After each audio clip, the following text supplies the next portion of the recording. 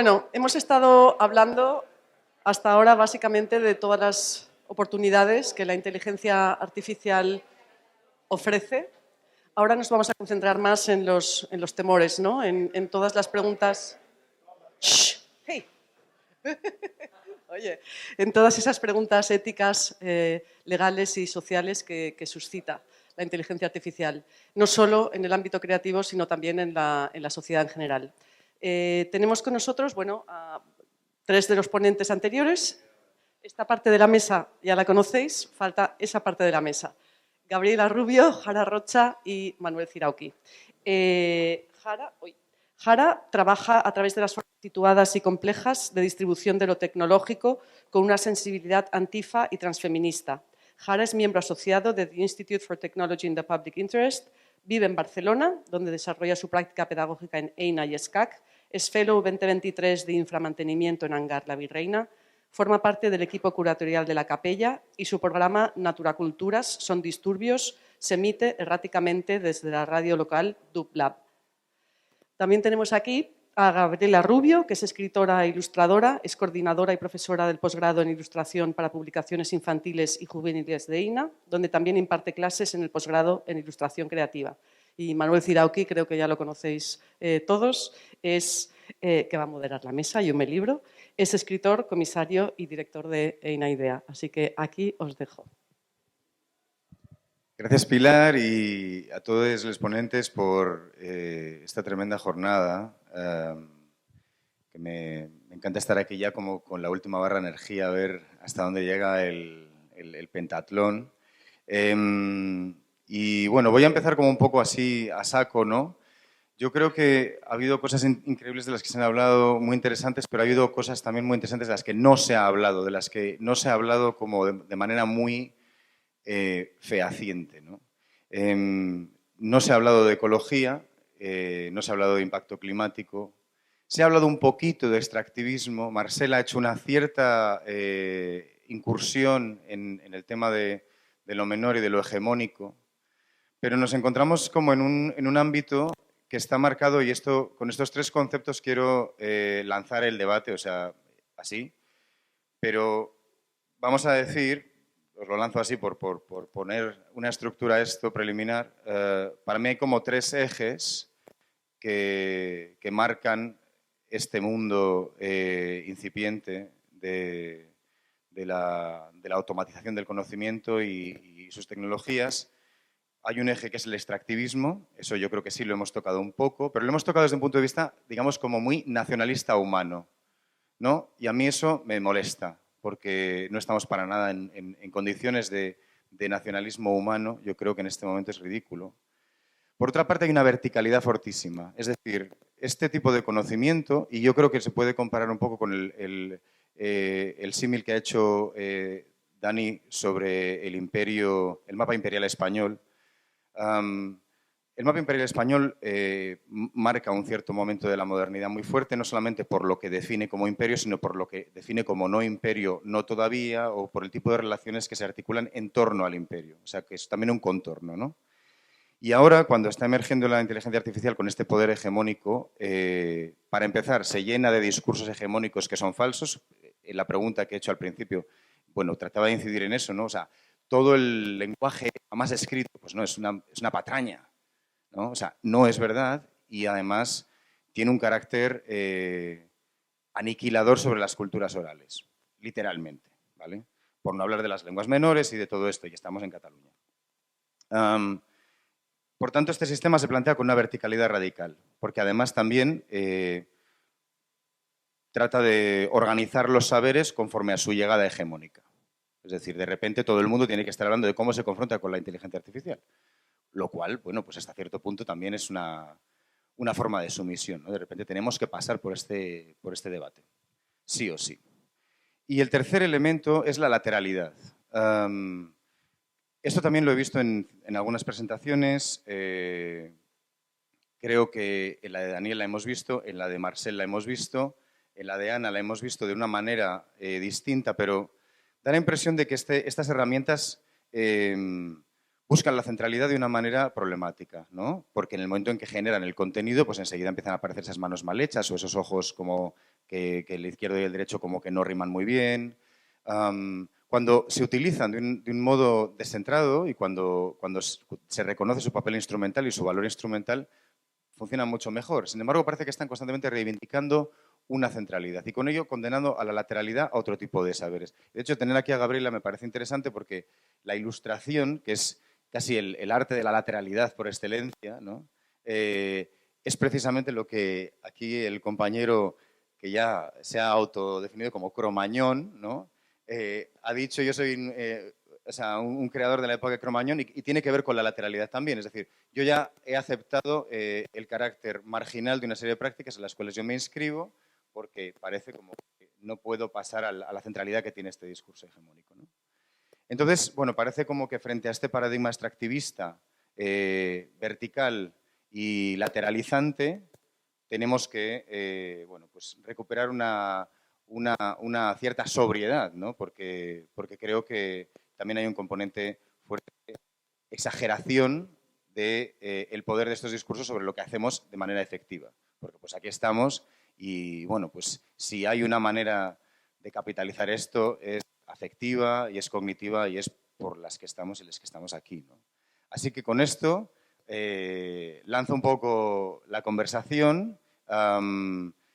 Como he hablado de nacionalismo humano y esto toca un poco con la cuestión del excepcionalismo que Jara ha estudiado, yo creo que, bueno, con cierta tenacidad, ¿qué te parece, Jara, si te paso el micrófono? No sé si es mejor este o este. ¿Hay un botón? Ahí. Nunca lo hubiera llamado nacionalismo humano, pero me parece una interesante provocación.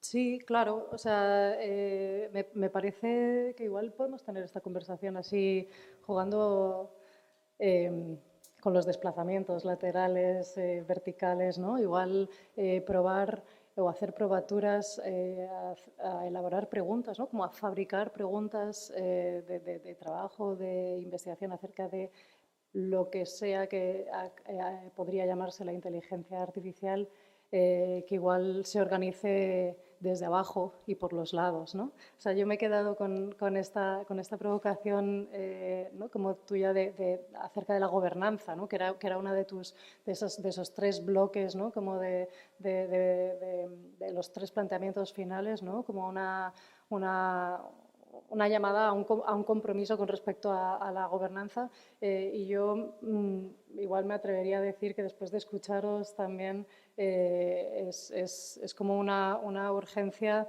como problematizar la noción de inteligencia artificial como una tecnología o como una herramienta. O sea, yo tengo clarísimo que me alineo más con una noción de ecología de prácticas, ¿no? Igual con respecto a la inteligencia artificial, ¿no? Como que se trata de un conjunto de prácticas culturales que combinan o convocan fuerzas o organizaciones semióticas y fuerzas como muy materiales, ¿no? Como muy directamente material. Entonces, en ese sentido, se trata de una ecología de prácticas en un sentido altamente complejo, que después igual cataliza en unas formas que podrían nombrarse herramienta, que podrían procesarse o que alcanzan o están alcanzando procesarse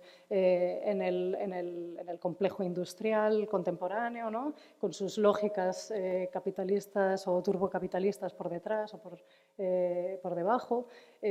Pero me parece importante como desplazarnos de una afirmación ontológica como robusta acerca de la inteligencia artificial como tecnología, porque eso como que nos desprende de la posibilidad con respecto a esa gobernanza, ¿no? o esa toma de responsabilidades. Entonces, igual ese me parece como que es un lugar del que partir para precisamente poder problematizar cuestiones como el excepcionalismo humano que está anidado ahí en esa noción de inteligencia, por ejemplo.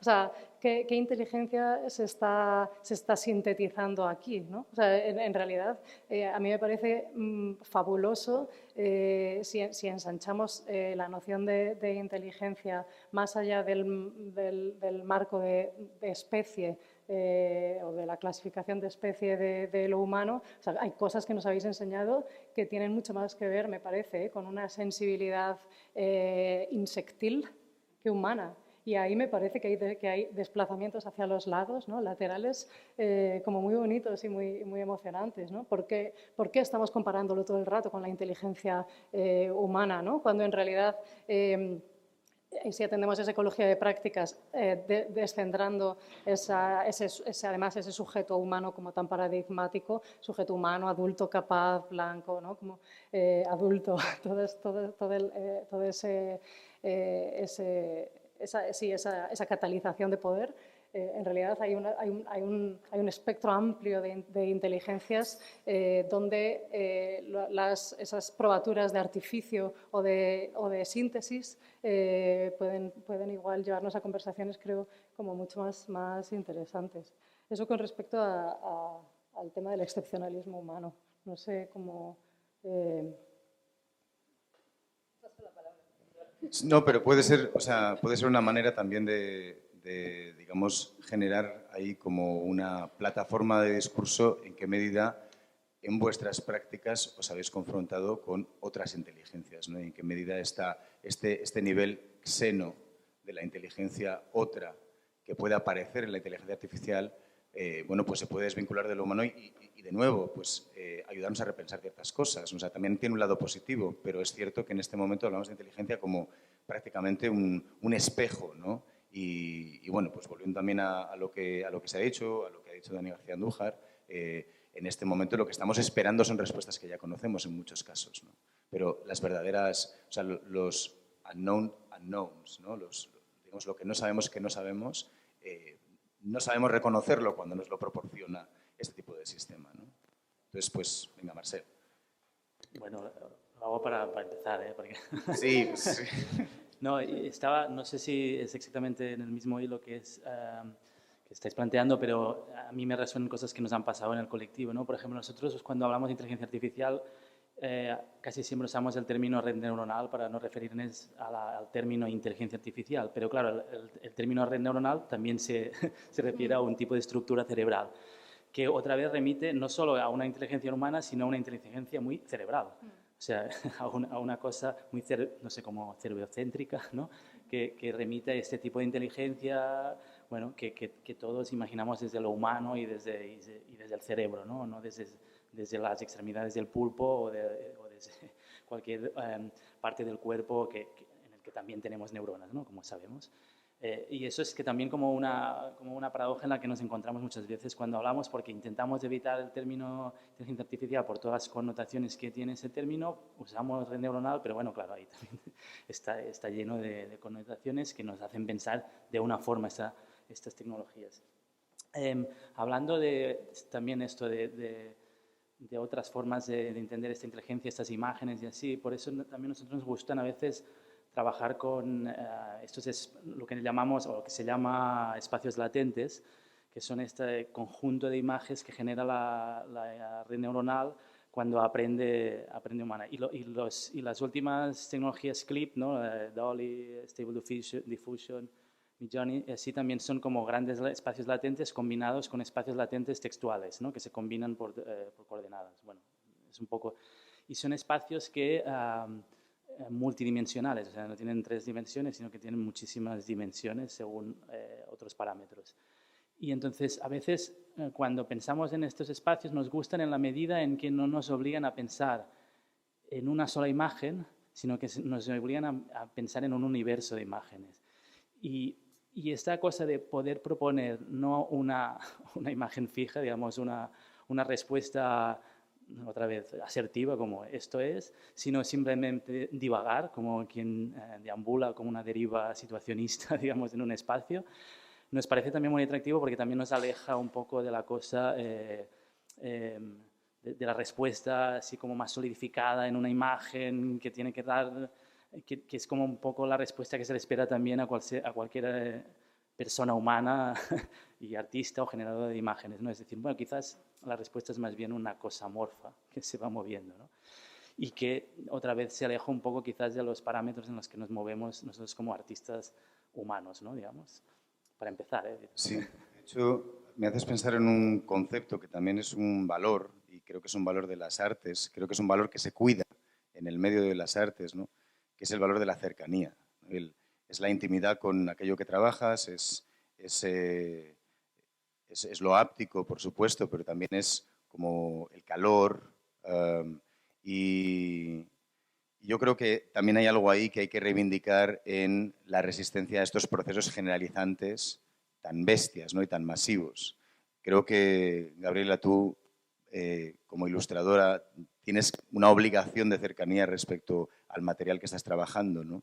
Y que eso, de alguna manera, cuando tú te encuentras con estas herramientas, pues sientes de manera muy precisa el riesgo de perderlo. Es decir, no es tanto que sirvan o que no sirvan, o que las imágenes que hagan sean mejores o peores, que en general, o sea, yo todavía estoy por encontrarme esa maravilla de cosa producida exclusivamente por estos procedimientos, ¿no? Sí, sí. Pero como inexperta, Era la idea. Vinculada con el mundo de la inteligencia artificial, porque precisamente he sido becada para hacer un trabajo de investigación en ilustración con inteligencias artificiales generativas, ¿no? Con lo cual, pues llevo 3 meses, o sea, de no haber visto una cosa de estas en la vida, como vosotros que lleváis años inmersos en este campo, ¿no? Pues he pasado a sumergirme en el Rain Film Festival al que fui y en todo tipo de ponencias y atender a, bueno, y atender a todo tipo de vídeos de YouTube que hablan sobre inteligencia artificial, ¿no? Con lo cual, un poco considero que soy el nexo entre el público que puede inscribirse a INA y los expertos que sí que están en la mesa, ¿no? Entonces, como ilustradora dinosaurio, o sea, tengo la ventaja de ser escritora también y el primer gran descubrimiento que he hecho al trabajar con Midjourney, que es lo que estoy haciendo básicamente después de haber ido cribando herramientas y dado que tengo un tiempo límite para trabajar, ¿no? El primer descubrimiento es que las imágenes pasan a ser como palabras para la humanidad. O sea, tenemos la capacidad de poder combinar, recombinar imágenes, generar una cantidad de imágenes con la misma facilidad con la que nombramos las cosas. De hecho, un prompt, tú nombras, dices, pues una cabeza de limón y te aparece una cabeza de limón, pero ya en imagen, ¿no? Con lo cual, yo creo que lo que hace es redefinir nuestra relación con las imágenes a muchos niveles, ¿no? Como creadores, pero también las del público, porque, o sea, y algo de lo que no se está hablando en las ponencias y no se ha hablado, se ha mencionado un poquito, ¿no? Pero muy ligeramente, es de que en realidad estas herramientas están siendo creadas más como juguetes para el público general que no como herramientas de trabajo de los creadores de arte, ¿no? Nuestras, ¿no? Por eso, de hecho, es tan difícil, si no cuentas con la ayuda de un ingeniero, ¿no? de un informático, por eso es tan difícil hacerles hacer lo que tú quieres. O sea, en realidad, conseguir que Midjourney te haga la escena que tú quieres hacer lleva de tanto trabajo como dibujar sin saber dibujar. O sea, porque tienes que andar curateando, ¿no? Sí, curando los miles de imágenes y recombinándolas y haciendo tú, o sea, yo al final lo que estoy haciendo es bocetos que le subo, no son imágenes acabadas mías porque yo no quiero reproducir mi estilo, ¿no? Pero bueno, me da igual si se alimenta o no se alimenta porque como dices tú, es que, a ver, que este es otro tema, lo siento, voy a saltar de una cosa a otra muy rápidamente porque me parecen muy interesantes varias, ¿no? Pero todos nosotros nos alimentamos visualmente de todo lo que vemos. Entonces, ¿qué copyright ni qué carajo? O sea, el copyright protege de la comercialización, de sacar dinero directamente de una obra sin ser alterada. Pero la extracción de datos, todos nosotros la hacemos continuamente viendo, culturizándonos. O sea, la cultura es una extracción de datos continua. Y lo que pasa es que ahora la extracción de datos la pueden hacer también las máquinas que están en manos de, y ahora no tenemos aquí a nuestro chico mexicano, de la industria, y de los poderes. Sí, es que te había visto por ahora. Bueno, y no esto es muy cabíamos. interesante también. O sea, me encantó el diagrama, ¿no? donde vemos que es público, que es privado, que son datos abiertos, que son datos cerrados. En fin, bueno, y como persona de vínculo entre el público y la mesa, pues dejo Pero, esto Gabriela, dicho. es que precisamente creo que esto que dices sobre, digamos, la extracción y el copyright, yo creo que también tiene que ver con el nivel cuantitativo en el que nos hemos metido.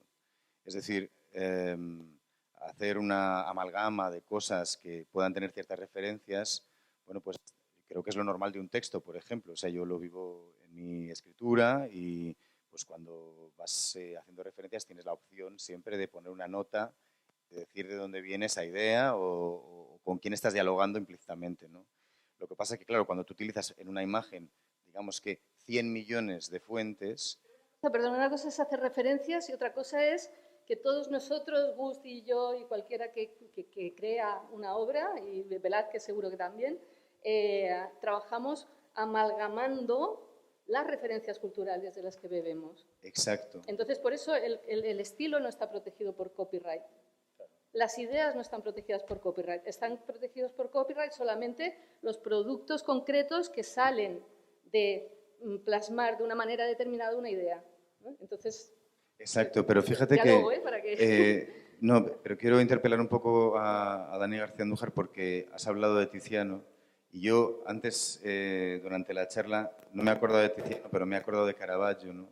Ese cuadro maravilloso que es La muerte de la Virgen, por el que Caravaggio fue interpelado por la Iglesia de manera muy dura porque, bueno, pues aparece un cadáver de una mujer y aparecen los pies y las plantas de los pies están sucias. Pues claro, fue un escándalo porque cómo podía la Virgen María tener las plantas de los pies sucias, pero ¿qué es esto?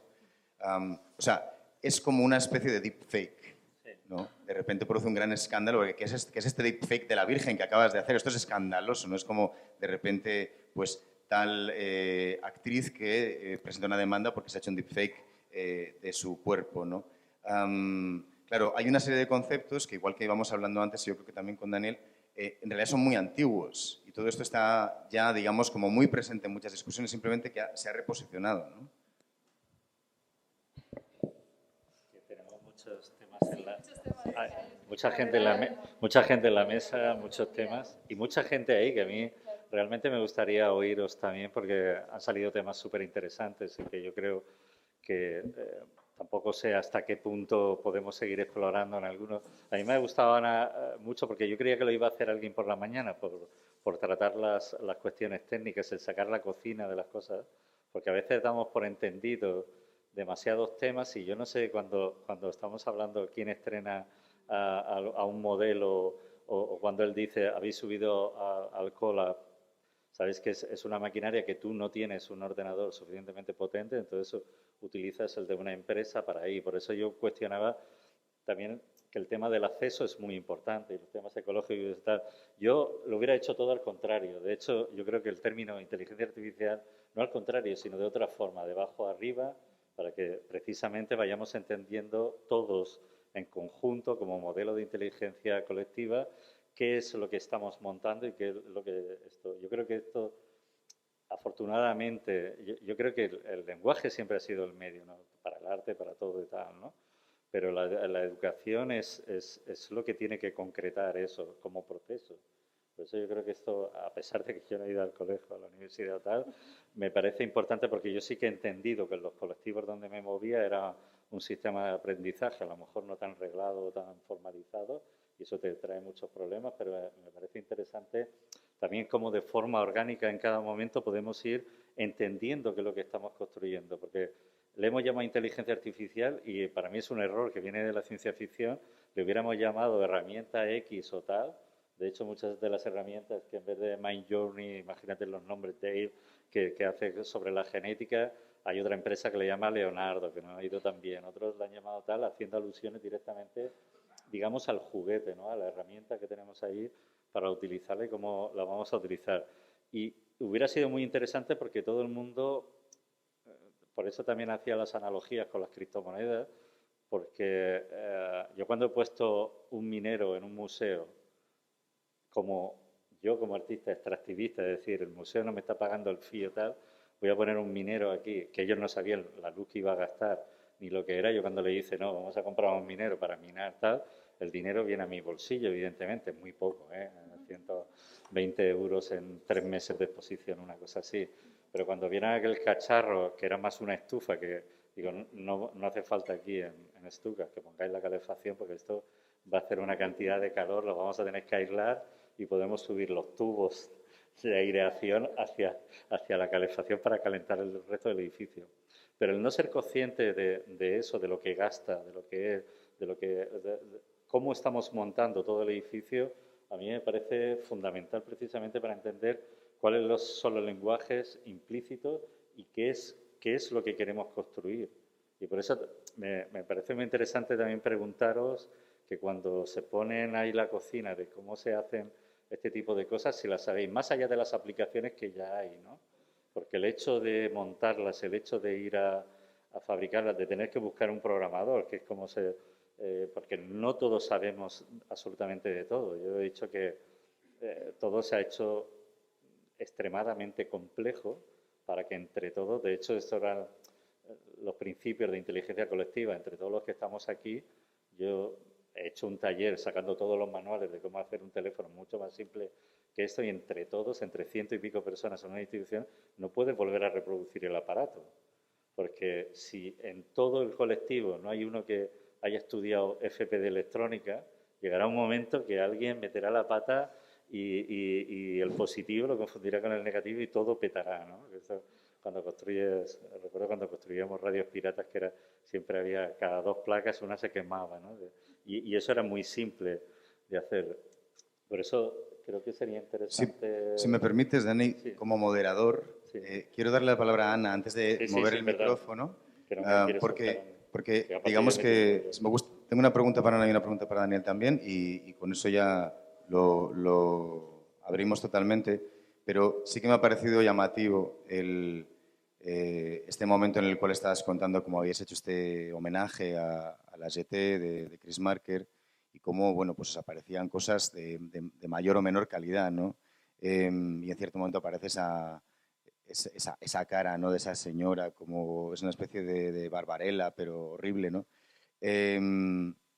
Claro, hay una parte, digamos, de esta extracción que tiende a la generalidad y es necesariamente masiva, pero también hay una parte que precisamente porque su modus operandi requiere el juguete o una cierta actitud, digamos, adictiva en el consumo, énfasis, de estos contenidos, énfasis, o comillas, pero en cualquier caso hay una especie de compulsión a un uso consumista de unos contenidos de baja calidad. Y esto alimenta a este, digamos, a este sistema.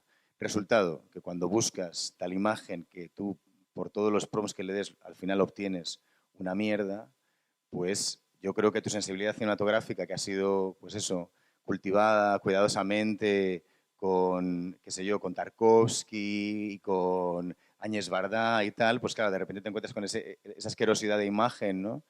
Y bueno, pues tienes que bregar con eso cuando tú produces tu película. Entonces te quería preguntar, Ana, a ver hasta qué punto, bueno, vuestra curaduría, vuestro filtro también tiene que modularse a la baja o de otra manera o crear una sensibilidad distinta, porque lo que obtienes al fin y al cabo es un material pues de una calidad en general dudosa, ¿no? Muchas preguntas. Voy a responder sobre la tuya porque quería hablar de muchas cosas que habéis hablado porque me parecen súper interesantes, pero bueno, interesante la reflexión. La verdad es que nosotros ahora como nos aproximamos a esta tecnología o ecosistema, ecología, que me parece como muy pertinente el concepto, es desde la experimentación, ¿no? Es decir, no lo vemos como una práctica final, sino como experimentar con un ecosistema que nos permite, por un lado, explorar nuestros materiales, porque como también os he comentado, pues la parte analítica, que igual no es tan fancy ahora mismo, digamos que es de la que más nos interesa y donde salen y nacen muchos proyectos, como os he contado, ¿no? Que no solo es esta parte tan generativa. La parte generativa la llevamos explorando menos tiempo, ¿no? Pero sí que también, como artistas también, es interesante como evolucionar a veces en las prácticas, ¿no? Entonces, esto nos lo permite. Es decir, nosotros para hacer películas, como os he dicho, pues tardamos muchos años, ¿no? Pues precisamente para eso, ¿no? Para encontrar primero el dinero y luego que la idea que tienes en la cabeza se pueda materializar. Hacer una película pueden ser tranquilamente 5 años, ¿no? Y eso lo seguimos haciendo, o sea, seguimos haciendo películas tradicionales en sus procesos, tenemos varias en desarrollo, tal, no sé qué, dirigimos, producimos. Entonces esto nos permite hacer cosas más rápido, ¿no? Y iterar mucho más sobre ideas, ¿no? Entonces eso es lo que me parece más interesante, no el producto final, ¿no? Porque si voy a eso, entonces me pierdo, no me interesa y al final pues pasas más rato enfadada con los algoritmos que otra cosa, ¿no? Porque por eso, ¿no? No puedes controlar como lo quieres, no sé qué. Entonces, ¿no? Lo cojo desde otro lado y entonces en ese sentido también me está ayudando como a veces a desapegarte un poco de la obra, ¿no? Porque sobre todo cuando llevas tantos años con una cosa parece como que fuera parte de ti y a veces necesitas desapegarte un poco, con lo cual esto me está permitiendo como, ¿no? Dialogar con las otras prácticas de una manera muy interesante. Sí, a mí me haces pensar en te tomo la nota para después de Daniel. Me haces pensar...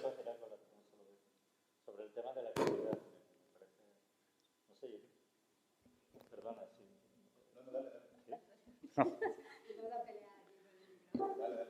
No, es que me parece, ¿no? En términos de cuando estamos hablando de valorar lo que es la calidad, ¿no? Que puede ser también el estilo, lo que tú decías, ¿no? Que yo no creo que sea una cuestión de...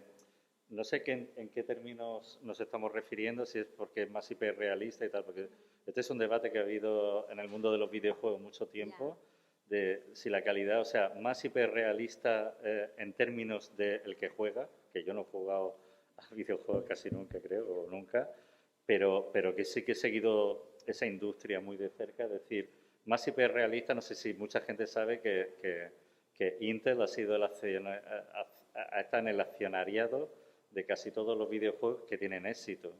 Lo que hace es entrar en estas empresas dando tecnología y demás, ¿no? Porque era una forma de forzar. Es decir, las próximas Navidades todo el mundo tiene que comprar mi nuevo procesador, no sé qué, no sé cuánto, mi nueva tarjeta de Nvidia. Casi todos están en el accionariado de los videojuegos hasta que ha aparecido otras maquinarias que prestan más atención y consumen más maquinaria, ¿no? Que tenía que ver con la obsolescencia que hablamos. O sea, todo esto, la industria trabaja muy sobre demanda y que seamos hiperrealistas, es que yo creo que en el mundo del arte del que yo vengo, de un museo, de tal, hablar en términos de calidad, de si un artista es un pintor que es bruto, es tal, casi no ha lugar, ¿no? Entonces, ahora, no solamente le tengo que responder a Ana, sino también a ti. No tiene nada que ver con el realismo, absolutamente no. Tiene que ver con la mala calidad. Es decir, por ejemplo... ¿Pero no es una excusa? No, espera. Aquí, vamos allá. Vamos a ver, tú imagínate, Daniel, que te vas a casar, ¿de acuerdo? Entonces, que te pasen unos cuantos portfolios de fotógrafas y fotógrafos de bodas, ¿no? Y ves a alguien que hace una cosa así con unos floripondios y en unas posturas y en unos sitios infames y con, en fin, lo que tú quieras de hortera. Vale, eso dices, no, esto no es para nada. Y si en general tú miras quién es la gente más reputada, pues te das cuenta que hay un cuidado, que hay una tendencia a evitar la exageración, qué sé yo. Bueno, lo mismo pasaría con un dibujo. Voy a poner un ejemplo de calidad que creo que es mucho más elocuente. Tiene que ver con la animación. Tiene que ver con la generación de vídeos para niños. Esto es un ejemplo que cuenta muy bien James Bridle en The New Dark Age, hablando de esta generación automática de vídeos que sirven para apaciguar a todos esos, bebés, niños pequeños que en cierto momento sus padres ya no pueden más y le ponen un vídeo y le colocan el teléfono enfrente y dicen, bueno, para poder, qué sé yo, descansar 15 minutos le pongo esto. Y estos son contenidos generados automáticamente, sin ningún tipo de sentido, sin ninguna articulación narrativa, son como gestos hipnóticos. Los títulos son increíbles porque son una sopa de palabras que vienen directamente del buscador, ¿no? Para mí eso es el ejemplo perfecto de mala calidad y de degradación cognitiva vía esto. Ahora, respondiendo a lo que planteaba Ana, para mí simplemente es que como cineasta, me cuesta mucho imaginarme a Claire Denis que le das esta herramienta y te va a hacer una buena película, cuando ella se dedica a cuidar el plano muchísimo y a decir, no, es que, qué sé yo, Pattinson tiene que aparecer por la derecha porque si es un poco más arriba o más abajo. O en el caso de un remake, que creo que es un muy buen ejemplo, Pierre Huyghe en cierto momento hizo Pierre Huyghe, maravilloso artista francés que ahora conocemos por otras cosas, pero en su, digamos, periodo inicial hizo un remake fantástico de La ventana indiscreta de Hitchcock en un complejo de viviendas sociales en París, ¿no? Y es plano por plano un remake, ¿no? Claro, ahí él no tiene que crear nada y es un poco, nota a pie de página, un ejercicio increativo, ¿no? Como lo que cuenta, bueno, se me olvida el nombre, pero bueno, es uncreative art, ¿no? O lo que quieras, pero no tiene que hacer nada, simplemente ese gesto, ya no es una cuestión de calidad en la factura, son cámaras cinematográficas, lo que quieras, es una calidad en el concepto, ¿vale? Saltando ahora a Daniel, a quien quiero hacer una pregunta, aunque te habías escondido al lado de Pilar, pero era porque la mesa no es demasiado grande. Pero sí que me parece importante que cuando tú nos, digamos, interpelabas también a la propia jornada, ¿no? Para dar respuestas concretas, a mí me ha faltado, en ese nivel básico, que alguien nos hablase de, pues, de qué manera se produce la mecánica de la extracción de datos, ¿no? Yo creo que es una cosa que tiene que estar muy presente en cualquier grupo de reflexión, seguro que lo está en el vuestro. ¿De qué manera tú puedes entender el camino que hace una foto tuya desde que sube a una plataforma hasta que alimenta una red neuronal y hasta que sale luego como un bit de 100 millones en una imagen, pues eso, fabricada, ¿no? ¿Hasta qué punto hacéis ese ejercicio y también de qué modo cuando le ponéis un nombre como Creative AI a un laboratorio entendéis que sigue habiendo en estos procedimientos que son muy mecánicos y conocéis mejor que nadie la mecánica, un aspecto creativo a eso, ¿no? Bueno. Gracias. Sí, supongo que una parte quizás en la que podemos profundizar, atendiendo al llamado de Daniel a sacar un poco los cacharros a la vista y las prácticas que van con los cacharros, tiene que ver con varias transformaciones que ocurren antes de que veamos, antes del entrenamiento, antes de que todo esto suceda. Y estas transformaciones tienen que ver con entender el mundo, observar el mundo de maneras muy, muy particulares. Si alguna vez hablan con algunas de estas personas que estuvieron en la revolución neuronal, digamos, Yann LeCun y estas personas que se dedicaron a hacer esto, entre paréntesis histórico, hubo un grupo que fue marginal en la inteligencia artificial durante años, e iban a las conferencias y no los pelaban mucho y no había, las redes neuronales no iban a funcionar jamás hasta que funcionaron. Lo que cambió no fue el cacharro, porque la red, el backpropagation, que es el algoritmo, y la red neuronal son mucho más viejas. Lo que cambió es que había un enorme banco de datos que podían hacer que funcionaran. Y tratando de responder un poco a la idea de la creatividad y donde considero que vive una buena parte de esto, y a lo mejor una parte importante de las fisuras, pasa mucho antes, es cuando el mundo real, llamémosle el mundo real, el mundo de la percepción, el mundo, ¿no? Lo empezamos a ver como vectores. Y a eso voy, a estas personas, si tú les hablas de una mesa o les hablas lo ven como si fuera un vector. No lo ven en términos de textura, ni de color, ni del lenguaje que las personas que fuimos un poco entrenadas en las cosas gráficas estamos acostumbrados a hacer con las imágenes.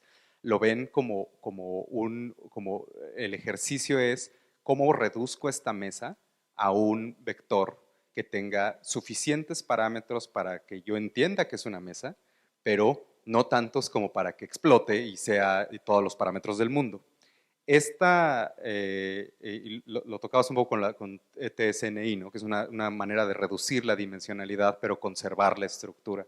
Entonces, esta manera de ver el mundo es la que en realidad como el cambio radical.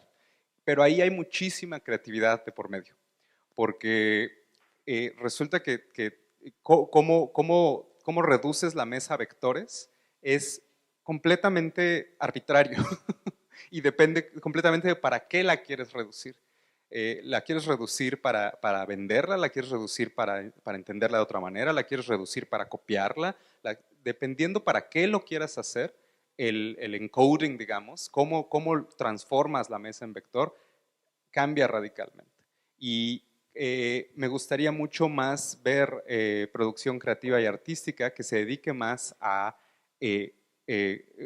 digamos, estos encodings creativos, porque de ahí pueden salir ya después, digamos, hacia arriba, cuando estos vectores se vuelven materia de entrenamiento y luego, etcétera, cosas diferentes o con motivaciones un poco diferentes.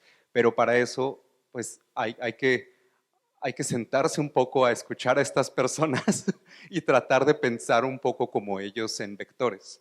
Y no es algo muy sencillo. Pero bueno, sí hay una parte ahí de creatividad, quizás una creatividad que no está donde esperamos que esté, ¿no? Y tampoco es la parte más atractiva, digamos, de las actividades para los diseñadores. No lo ven necesariamente como de sentarse a vectorizar el mundo, no es lo más atractivo casi para nadie. Pero ahí es a donde se juegan una buena parte de las batallas políticas, yo diría, con esto. A ver. Es ahí donde está el margen de confianza del que hablaba Marcel en cierto momento. O sea, hay un margen de confianza que permite pensar esta mesa como gato, ¿no? Identificarla como gato es posible, en cierto, digamos, mundo vectorial laxo, ¿no? Tan laxo como para precisamente instigar una cierta deriva poética, ¿no? Y es ahí donde pues, la industria ve poco potencial y, sin embargo, pues, otras podemos ver más potencial, ¿no? Yo creo que es el momento de que podáis también levantar las manos y hacer vuestras contribuciones a todo lo que diga el grupo, pero también creo que el grupo tiene más ganas de hablar. Creo que Jara... No, después. ¿Sí? Vamos a ir recogiendo como, o sea, si levantáis la mano, vamos a ir anotando quién y cuándo y también vamos a seguir hablando para que no se desperdicien estos segundos preciosos. Dani o Jara, yo creo que los dos teníais pedida la palabra. No recuerdo. Creo que Dani... No, bueno, antes, ya por cerrar el tema de la calidad, insistía simplemente... Sí. Insistía simplemente porque recuerdo en los 80, en Radio Televisión Española, no nos dejaban intervenir a los artistas y siempre, que era una forma de censura evidente, y siempre se decía que las producciones de los artistas, todo lo que era cine experimental, vídeo experimental, todo esto, no tenía calidad. Y en los 80 todo aquello acabó porque salió un programa que se llamaba Vídeos de Primera, que estaba todo grabado como el culo y el hecho de que se cayera un gato al váter o que en la boda se le cayera el ramo encima de la comida o lo que sea, aquello sabía. Y era una excusa, y es otra excusa más que a veces tiene que ver con la normalización, con lo que entendemos que debería ser, que yo que siempre insisto, me pongo en el papel ya sé pesado de reivindicación de lo que tiene el arte que contribuir a la sociedad, ya que no tiene una contribución práctica, sí que es en generar esos espacios de resistencia que me parecen fundamentales. Y en esto es la escala. Y la otra cosa era decir que parte de la obligación, ya esto es una obligación ciudadana y democrática, es decir, es reivindicar, porque tanto que hablamos de inteligencia artificial, todo esto, parece que hemos renunciado a la complejidad en la que se mueven, tanto a nivel de inversiones como técnica, como mecánica, como de facultades, todas estas compañías o las que hacen todo esto, nos hace retirarnos muchísimas veces, acojonarnos, A mí las estrategias estas de publicidad me encantan. Cuando sale el de OpenAI, que tiene otra empresa y ya se dedica a otra cosa, diciendo, tengo que ir al Congreso de Estados Unidos, ya lo comentaba antes, a decir que lo que hay ahí es súper peligroso, ¿no?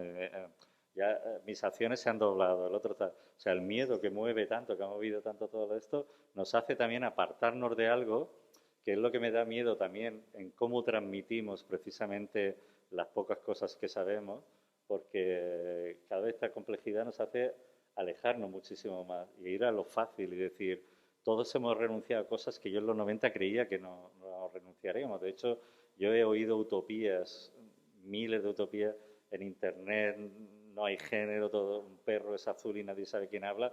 Luego todo el mundo está identificado para unas cosas, para otras. No existe el anonimato, no existe la voz, no existe el free speech, no. Hay mucha gente todavía sin voz y demás, ¿no? Y este tipo de cosas son, yo creo que a tener en cuenta, por eso también insistía, cuando hay el superordenador que está aquí detrás de casa y tal, hay que reivindicar, hay que decir, tanto las instituciones y demás. Por eso yo decía que yo niego la totalidad de cómo se está construyendo todo, porque sí que creo que se pueden construir de forma alternativa. Y Daniel lo está diciendo. Hay AutoGPT, hay cosas de software libre, open source, todo este tipo de cosas que en los 90 era como una religión, ahora se ha olvidado precisamente porque, o sea, fijaros solo en la técnica de estandarización que utilizan todas las empresas de software, Adobe. Adobe nos ha descubierto un montón de herramientas que tiene ahí guardadas, ¿no? La pandemia ha acelerado todo el proceso y de momento empresas mindungui se ponen ahí a limpiar fotos, a colorear fotos y tal, pero ellos lo tenían todo ahí. Y hay estudiantes pagando una pasta por una herramienta que parece que sea la única que hay, y cuando ven que todo el mundo lo saca, ellos dicen, no, sí, nosotros tenemos las mismas y mejores. Esto me lo decía alguien que trabaja en una empresa, decir, pero Dani, ¿tú ves el pelo que tienes? ¿Tú sabes las veces que he estado yo limpiándote para hacer un recorte en la fotomecánica y de una foto que me han traído y no sé cuánto? Es decir, y ahora vienen estos tíos y hago con un botón así, limpiarme el fondo.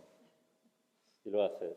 Por eso digo que aprender a construir, porque hay veces que no tenemos, pero generamos un rechazo, todo lo ponemos en la nube y tal. Ayer en el centro de Barcelona llevamos desde julio con cortes porque un hub de Movistar se cae. Y se cae toda la fibra del centro neurálgico, un montón de oficinas, de centros creativos se quedan tal cuando literalmente muchos, o sea, ni siquiera los archivos que los tiene ya en la nube no puedes acceder, ni siquiera el programa, porque no ves si veis la dinámica que todo el mundo está enganchado a pagar aplicaciones, y yo creo que esto, los que nos dedicamos, hay que intentar no atarse tanto y no cogerse ahí. Perdón.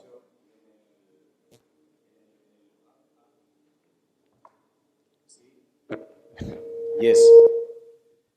En el caso del BCD, del nuevo, porque, claro, el anterior tenía potencia, pero ahora el nuevo es como, pues, tiene una, bueno, potencia equiparable a los mejores del mundo, bueno, pues consume tanto como la ciudad de Olot, diariamente. O sea, a ver, está bien, pero también hay que tomarlo en cuenta, ¿no? Es un dato. Y cuando, claro, andamos, lava el yogur para poder tirarlo en el contenedor adecuado y te das cuenta de lo que va a suponer esa incineración si se mete en el contenedor equivocado comparado con la cantidad de energía no renovable que consume pues toda una ciudad metida en un campo de fútbol como es esto, ¿no? Pues bueno, Jara, tenías la palabra pedida, porfa. Sí.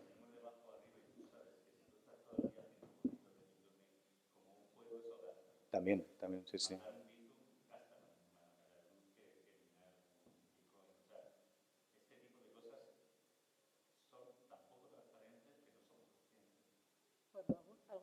¿No? O sea, como que, intentamos como elaborar como esa sensibilidad en el cotidiano, y yo creo que en ese sentido pues es muy útil recordar desde las tecnociencias transfeministas, por ejemplo, ¿no? O si queréis igual directamente desde la economía feminista, ¿no? Como estas cadenas globales de cuidados, ¿no? Cuando se dan como esas delegaciones del trabajo, estamos hablando de otras formas, de otra distribución del trabajo y unas condiciones laborales como muy distintas, unas condiciones de impacto medioambiental también como súper distintas, unas delegaciones de los costes y de los impactos en todos los sentidos, ¿no? Cuando hablo de impacto, digo impacto ecosocial. Y por eso traigo las tecnociencias transfeministas, porque además han sido, o sea, creo que podemos afirmar a día de hoy que han sido como de las pocas que se han mantenido en el compromiso radical con no hacerse expertas, ¿no? O sea, tú decías la de la experticia compulsiva,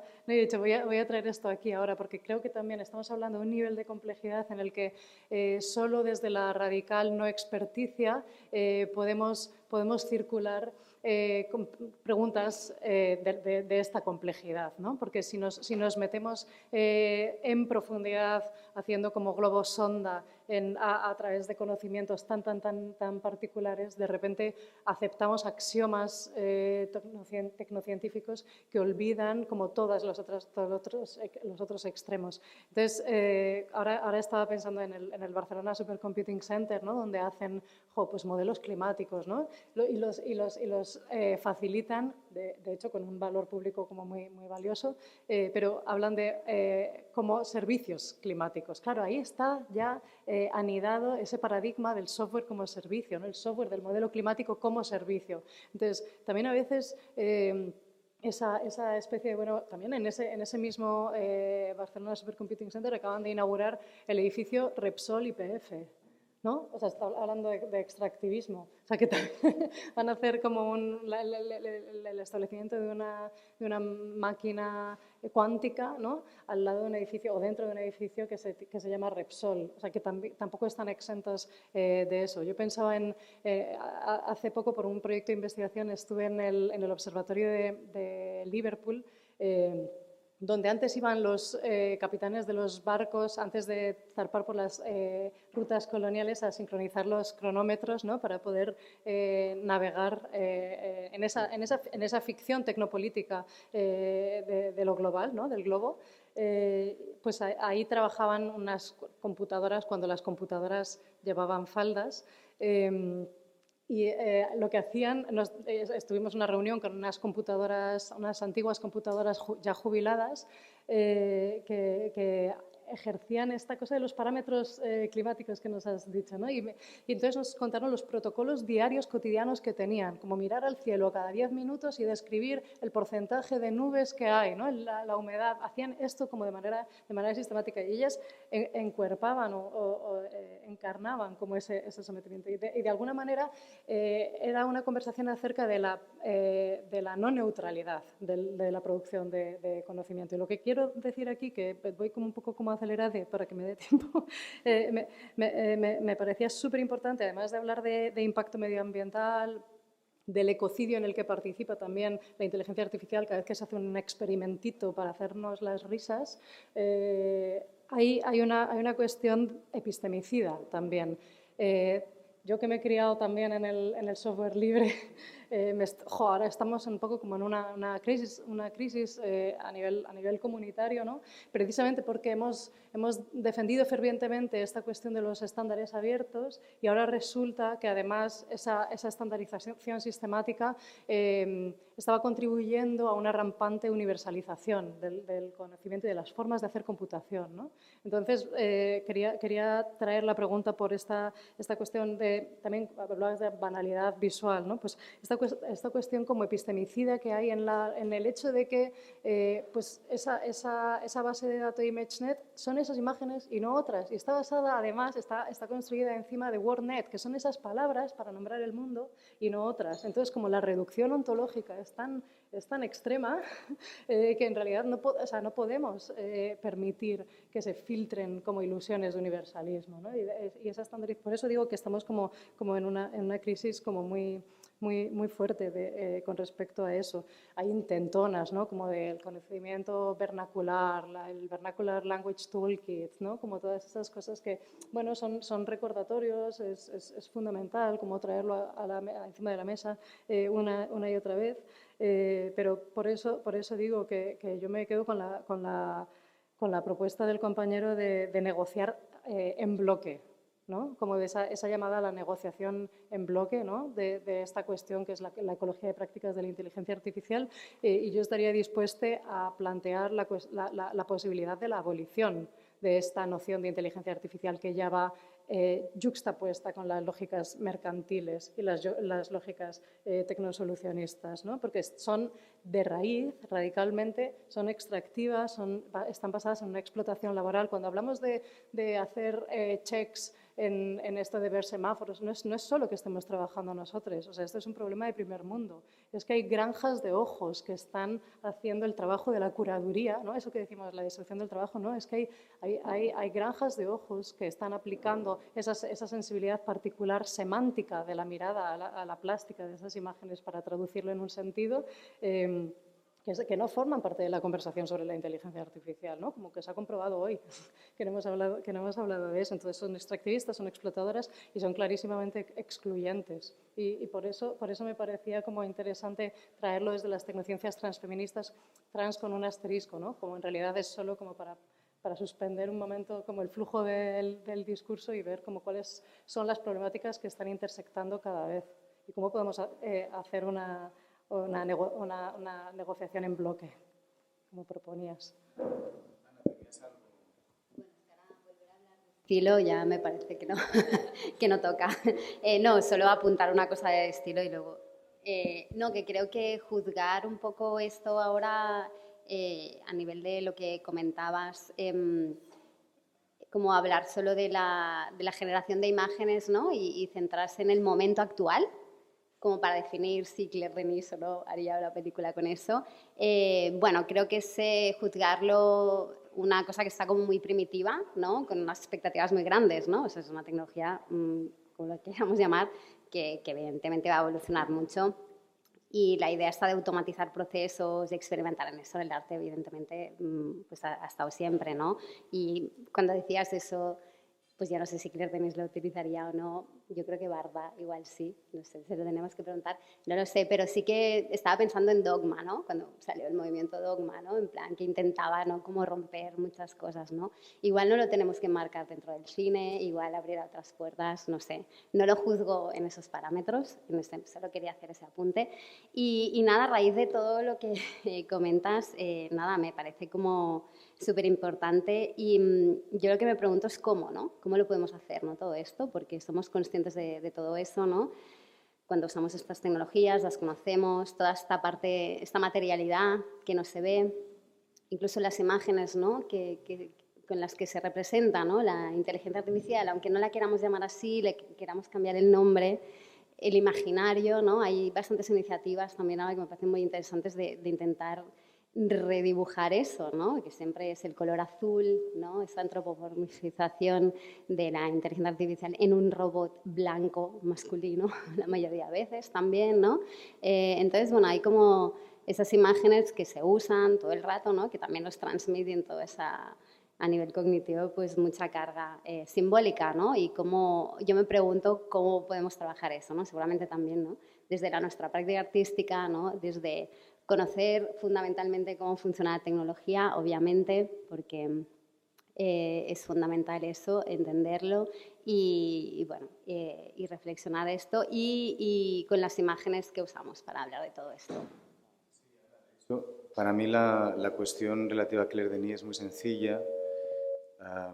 Creo que se trata de ese concepto que, de hecho, en cine o en fotografía es el grano de la imagen, ¿no? Y creo que hay un equivalente del grano de la imagen en lo que Jara ha descrito como pues elemento aniquilado en los procesos de síntesis cognitiva que hacen estas tecnologías. Es decir, simplemente hay una clamorosa falta de grano y por eso creo que en este momento, por mucho que se lo hayan ofrecido, porque las ofertas tienen que haber sido permanentes, pues ninguno de las y les grandes cineastas que conocemos ha hecho una película todavía con estos procedimientos. Y soy muy consciente de las que hizo Marker y en CD-ROM, por cierto, Dani, que tú, en fin, las debéis ceder, además en el momento que salieron, y no sé qué decir, pero creo que no son sus películas más celebradas entre la comunidad cinéfila. Al margen de eso, sin duda que estamos siempre en este camino, digamos, de mejora. Lo que pasa es que ese camino de mejora obliga a aceptar una serie de condiciones que, digamos, no estamos cuestionando. Es decir, la mejora es como una especie de chantaje. y en ese chantaje participamos pues, de un ecocidio, de una verticalidad bestial a nivel de los procesos de trabajo y, por supuesto, de una tremenda miseria cognitiva que está debajo de la supuesta mejora que produce de repente pues, tal o cual morphing que de repente ha generado una cierta curiosidad y luego pues, se disuelve en el aire, ¿no? O sea, es un poco eso. Yo lo digo no solamente desde el punto de vista como de crítica de la tecnología, sino también desde el punto de vista cinéfilo. O sea, para mí es una cuestión que se debe plantear ahora. Y creo que si planteásemos una reinauguración del tercer cine desde el punto de vista de las tecnologías actuales, la tendríamos que plantear desde este punto de vista y no del de encontrarles un valor a estas imágenes que consideramos que por otras razones no tienen grano o están empobrecidas. Creo que ese tercer cine tiene que venir de las condiciones en que se confecciona la imagen. No sé si hay aquí...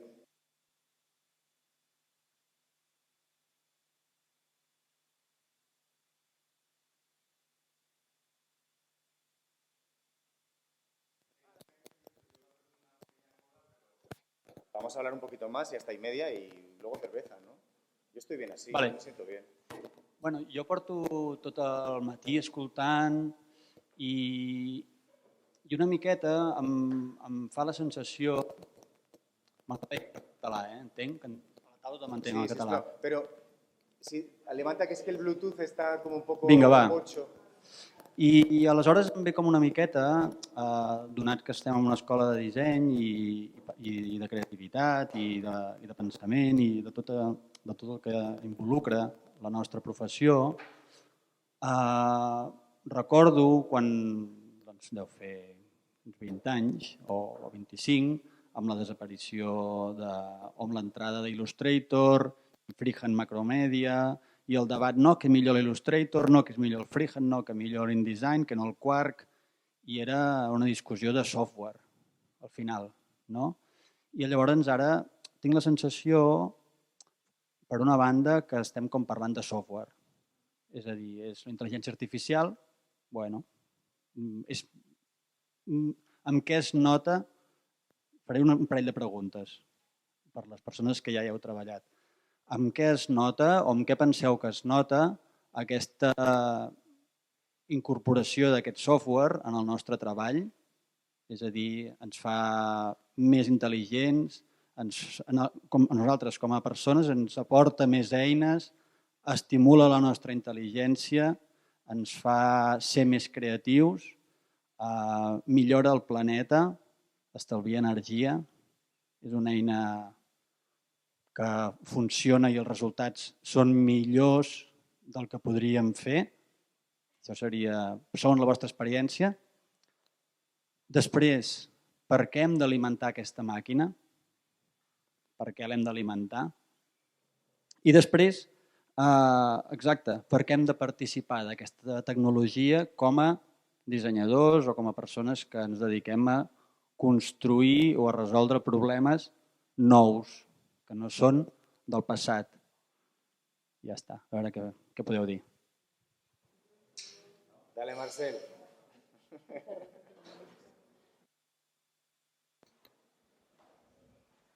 En nada. Pues, nada de lo que has dicho es mejor con la inteligencia artificial. Nosotros hacemos un tipo de trabajo que es reflexivo en la medida en que la usamos para preguntarnos cómo funciona. Pero esta misma pregunta la podríamos hacer a cualquier avance o muchos otros avances tecnológicos que han llegado con la revolución industrial. Es decir, en el fondo, la inteligencia artificial es una forma de automatizar procesos, que es lo que llevamos haciendo desde hace muchos años. Automatizar el transporte, automatizar etcétera, etcétera, etcétera. Hasta el momento dijeron, bueno, pues vamos a automatizar también las imágenes, los vídeos, los textos, pero es un sistema de automatización. ¿Basado en qué? En ejemplos. No es en algoritmos definitorios, sino que se basa en ejemplos. Le damos muchos ejemplos y aprende a automatizar a partir de esos ejemplos. Por lo tanto, la lógica es esta. Además, como las grandes corporaciones que las han llevado a cabo, detrás de este tipo de tecnologías hay un ánimo productivista, es decir, podría tener otro ánimo, podríamos pensar en estas tecnologías desde nuestro lugar, como decía Jara, pero la mayoría de estas corporaciones las piensan para hacer más productivos su maquinaria y su trabajo. Por lo tanto, otra vez, que también es una pregunta que siempre sobrevuela, ¿esto nos va a quitar el trabajo? Seguramente no, lo que va a hacer más precario nuestro trabajo. Es decir, no es una cuestión de quitar, sino de hacerlo aún más precario. ¿Eso quiere decir que todas estas tecnologías son una mierda? Yo creo que no, pero el enfoque a partir de lo que se han construido, como no se han construido desde abajo, o en algún momento este abajo se perdió y se fue para arriba, lo hemos perdido. Por eso yo creo que lo interesante es intentar replantear cómo funcionan y qué otra propuesta podemos hacer desde nuestro lugar. Y evidentemente a esta gran pregunta no tengo respuesta, pero sí que como artista, diseñador, sí que creo que puedo colaborar o puedo de alguna forma aportar algo. ¿En qué sentido? Primero en una cuestión simplemente de transparencia, ¿no? Explicar cómo funcionan para, antes de usarlas, saber qué estoy usando. Y también a través, nosotros, bueno, esto ya es muy personal, pero nosotros siempre decimos, nosotros trabajamos desde el uso y las ideologías de inteligencia artificial en el sentido de que no las miramos a distancia, sino que bajamos el modelo, miramos el código, es como desde poniendo las manos en la masa, ¿no? Que también creo que es un poco también esta cosa del trabajo de campo, ¿no? En la investigación está bien que si investigas vayas al objeto de investigación. Si estás investigando sobre el paisaje, te vayas al paisaje y lo estudies desde dentro del paisaje, ¿no? Esto por un lado. La otra también por una cuestión de responsabilidad, que ahí se mezcla también con la cuestión de autoría.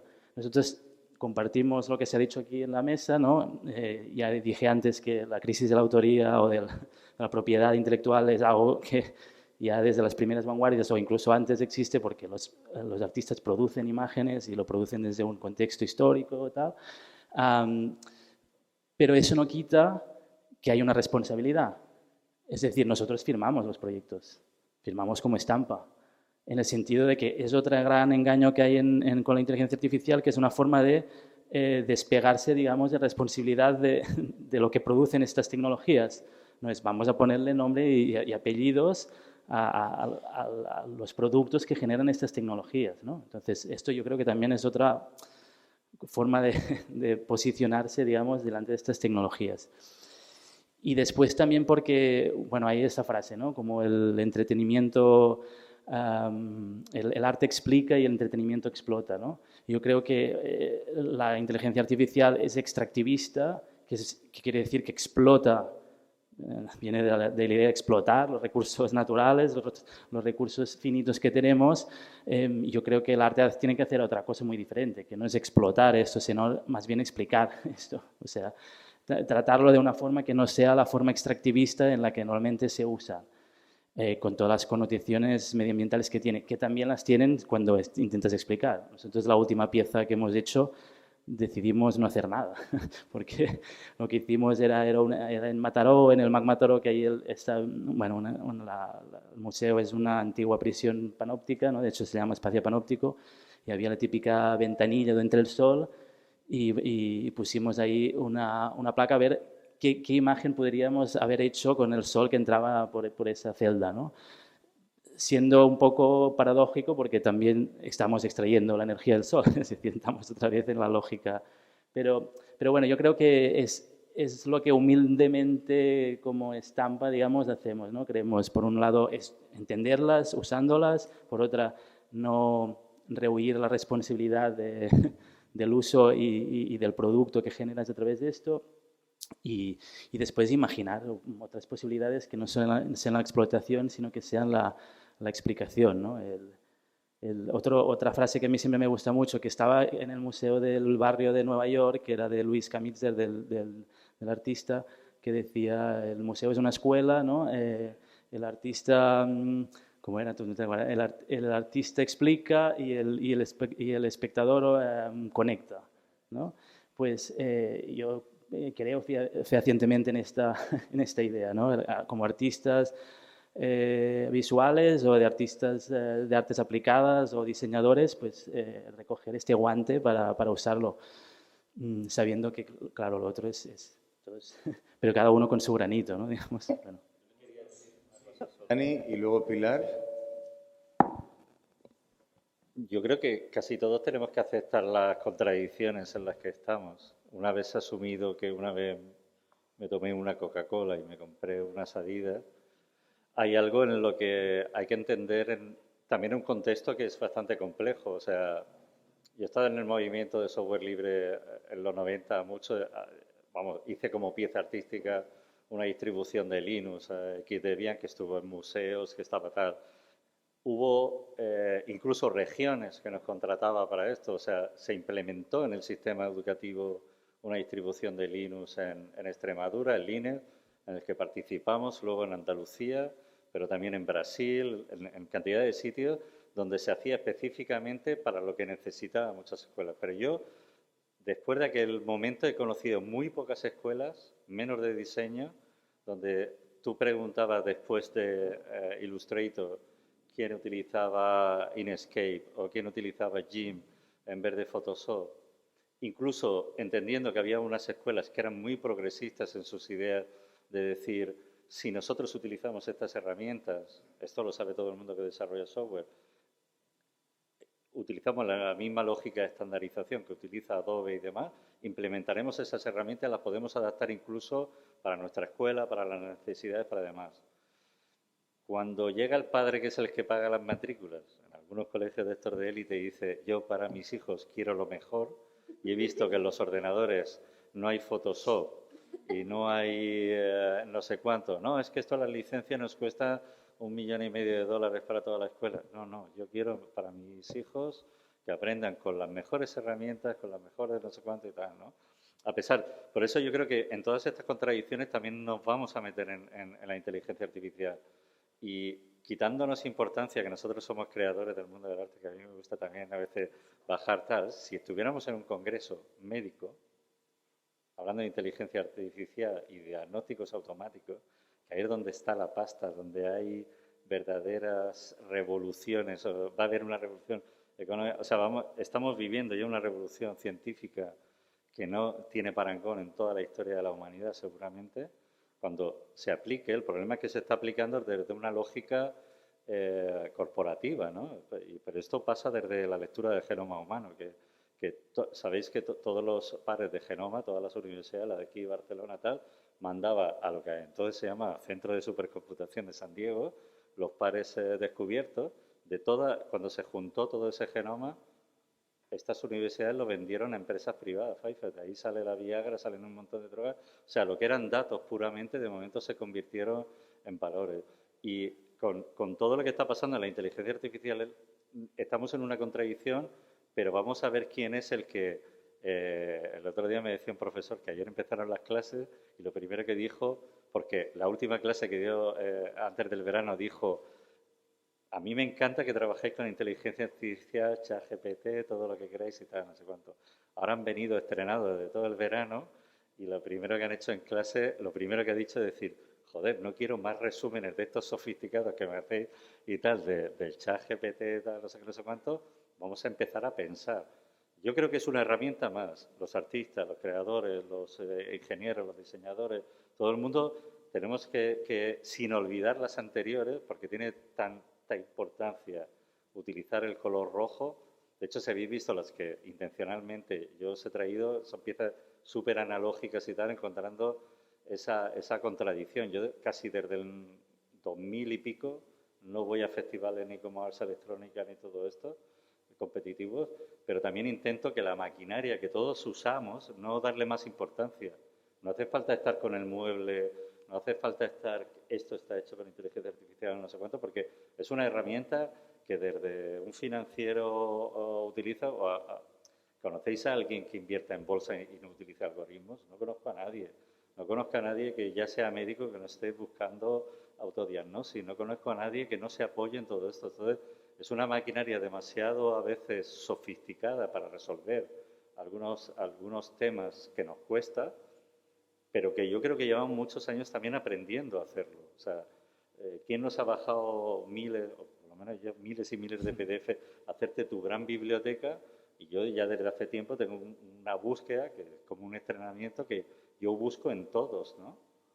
Que era el inicio de los chats estos que se utilizan para venderte lavadoras, pero que aquí EINA tiene su propia inteligencia. Cada institución, cada colectivo, cada grupo, cada empresa, seguro que tiene su propia inteligencia que ya he estrenado, que a lo mejor no la llamamos con esto, no son transformers, no son algo más sofisticado, pero que eso es lo que te hace seguramente tener un valor añadido como artista, como creador, como estudio, como centro de investigación, como lo que queramos ser. Pero yo creo salirse de esa deriva, decir, hostia, no voy a beber más Coca-Cola, lo puedes cumplir, pero todo el mundo, ¿no? ¿Se ha bebido alguna vez? Todo el mundo se ha bebido alguna. Bueno, habéis dejado caer muchos guantes, yo creo que vale mucho la pena recogerlos y tomarlos muy en serio. Creo que Pilar va a hablarnos, pero Pilar, yo creo que con esto... Sí. Quizás podemos también puede ser es de que conclusión. quería acabar con este poema, con un mensaje un poco más optimista, ¿no? que disipe un poco estos miedos que todos tenemos al impacto de la inteligencia artificial en la creatividad, ¿no? Que acabe sustituyendo nuestra capacidad de crear. Está bien que se llame inteligencia artificial, está bien que se llame inteligencia porque hace solo referencia a las neuronas. Y las neuronas, desde mi punto de vista, no es lo fundamental para crear. Todos los seres vivos crean. Crear básicamente es una forma de responder al entorno, ¿no? de adaptarse. Y para eso se necesitan los sentidos, se necesita el cuerpo, entender el contexto y poder responder al contexto. Este es un poema que yo encuentro maravilloso de Bill Collins, un poeta americano, que le preguntaron cómo escribía, cuándo y dónde. Entonces, él básicamente lo que dice es que para escribir se sienta en una silla, primero se quita la ropa, luego se quita la piel, porque tiene que ser lo más puro posible, porque las ideas tienen que ser lo más puras posibles, se queda solo en los huesos, se deja el pene y el cerebro, y a partir de ahí solo puede escribir sobre sexo o sobre muerte. Pues entonces dice que una vez ha escrito sobre sexo o sobre muerte, vuelve a vestirse, sale afuera y... dice, después me recompenso dando un paseo en coche al atardecer, reemplazo mis órganos y vuelvo a mi carne y ropa. Luego saco el auto del garaje y acelero a través del bosque en caminos rurales sinuosos, pasando muros de piedra, granjas y estanques helados, todo perfectamente ordenado como palabras de un famoso soneto. Pues quería acabar.